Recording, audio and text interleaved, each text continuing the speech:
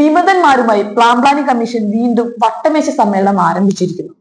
ആദ്യത്തെ plan commission അവിശുദ്ധ കൂട്ടുകെട്ടുമായി നടത്തിയ സമമല്ലാത്ത സമവായം പരാജയമായി നടപ്പിലാക്കാൻ വയ്യാതെ അന്തരീക്ഷത്തിൽ അലഞ്ഞു തിരിയുമ്പോഴാണ് അടുത്ത പണിയെക്കുറിച്ച് ആലോചിക്കുവാൻ വിമത നേതാക്കളുമായി രഹസ്യ ചർച്ച നടത്തിയത്.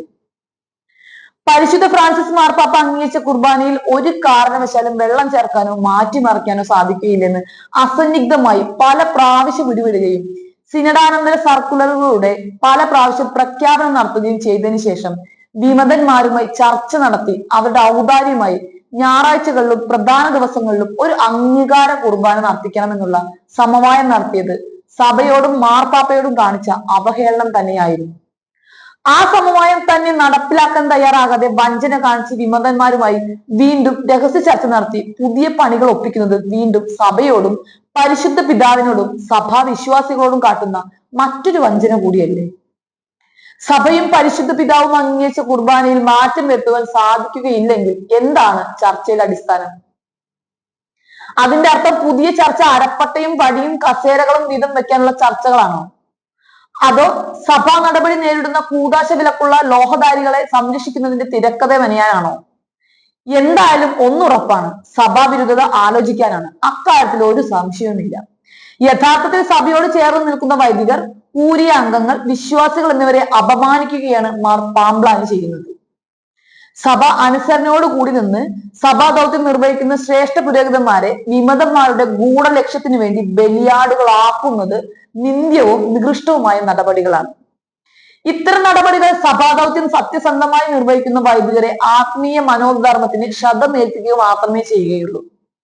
സഭാ സംസ്കാരത്തെ കാത്തു പരിപാലിക്കേണ്ട സിനഡ് നേതൃത്വവും മെത്രാന്മാരും സഭയുടെ ശവസംസ്കാരത്തിന് വേണ്ടി തയ്യാറാകുന്നുവെന്ന് വേണം പറയാൻ. കൂറുമാറ്റത്തിലൂടെ അധികാരത്തിന് വേണ്ടി കുറെ ആളുകളെ കൂട്ടി നിർത്താനുള്ള രാഷ്ട്രീയ പ്രക്രിയയല്ല പരിശുദ്ധ കത്തോലിക്ക സഭ എന്നുള്ള സാമാന്യ നീതിബോധം അരപ്പട്ടക്കാർക്ക് ഉണ്ടാകണം.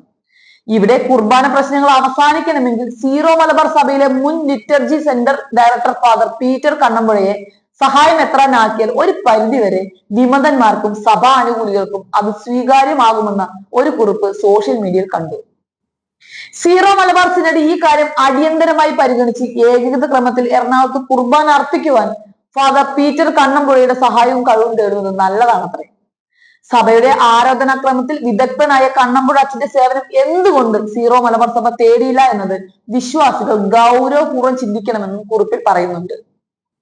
ഫാദർ പീറ്റർ കണ്ണമ്പുഴയെ എറണാകുളം അങ്കമാലി അതിരൂപതയുടെ അഡ്മിനിസ്ട്രേറ്ററായി നിയമിച്ചുകൊണ്ട് സഭയുടെ ഏകീകൃത കുർബാന ക്രമത്തിൽ വേണ്ട പരിശീലനം ഈ അതിരൂപതയിൽ നൽകുവാൻ കണ്ണമ്പുഴ അച്ഛന് കഴിയും. 6 വർഷക്കാലം സഭയുടെ ആരാധനാക്രമത്തിൽ വളരെയധികം പുരോഗതി ഉണ്ടാക്കിയ വൈദികനാണ് ഫാദർ പീറ്റർ കണ്ണമ്പുഴ. ഇത്തരം ഒരു വൈദികന്റെ സഹായ സഹകരണങ്ങൾ സീറോ മലബാർ സഭ തേടാത്തത് അതീവ ദുഃഖകരമാണ്.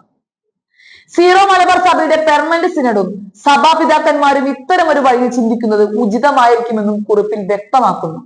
ഇത് എഴുതിയത് ആരാണെന്ന് അറിയില്ല, അഭിപ്രായമൊക്കെ കൊള്ളാം. പക്ഷെ ഈ സഭാവിരുദ്ധരുടെ യഥാർത്ഥ പ്രശ്നം കുർബാന തർക്കമല്ല. കുർബാന തർക്കമായിരുന്നെങ്കിൽ കുറിപ്പിൽ പറഞ്ഞത് ശരിയാ. ഇവിടെ കുർബാന തർക്കം ഒരു മറ മാത്രമാണ്. അധികാരവും സമ്പത്തുമാണ് ഈ ലൂസിഫർമാരുടെ ലക്ഷ്യം. രോഗം അറിഞ്ഞ് ചികിത്സിക്കണം, എങ്കിലേ രോഗം ഭേദമാവും.